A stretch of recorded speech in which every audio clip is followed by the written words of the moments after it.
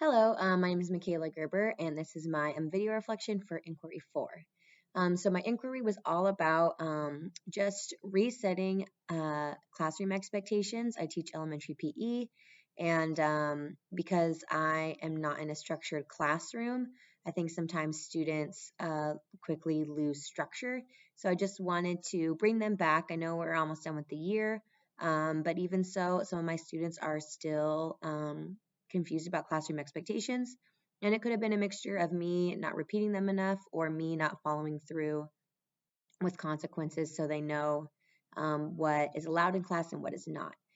So what I did for this inquiry was I brought most of my classes, pretty much all of my classes back into my classroom and quickly went over the PE expectations, rules, consequences, which is just a timeout system, which takes away their playtime in small increments, so 2 minutes, 5 minutes, and then if it's repeated, the whole time. And then I talk about big, what's that word? Big, like no-nos. It's definitely, the word is definitely not no-nos, but just big instances of bad behavior. I talked about what those are, which would get them sent straight to the office. So, like fighting, verbally assaulting somebody, which is like threatening to fight them, not allowed in my class. And then just wandering off. At one of my schools, I have a problem with kids wandering off, thinking that they don't have to be there. So that is another thing I talked to them about. I said I'd be informing the office that they left class without allowing me telling me. And so I'd call the office to have them located, and then just walked right back to the office where they can remain until their teacher comes to get them.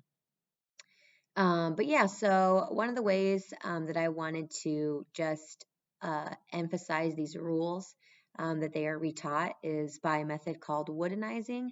And it came from a coach a basketball coach who just, was very deliberate about how he told his athletes to do things. And then he constantly reinforced those expectations. And those words right there, the constantly reinforced, is something I definitely strive to improve on and worked on this inquiry.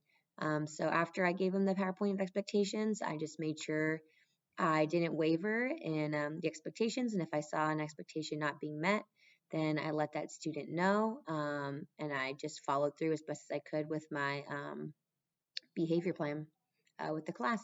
And I think it's really working. In one class I had wrote about in my evidence, I had a teacher actually invite me in her class to give the PowerPoint while she was present, which is awesome because, it's her prep time, and that was really cool that she took time out of her day.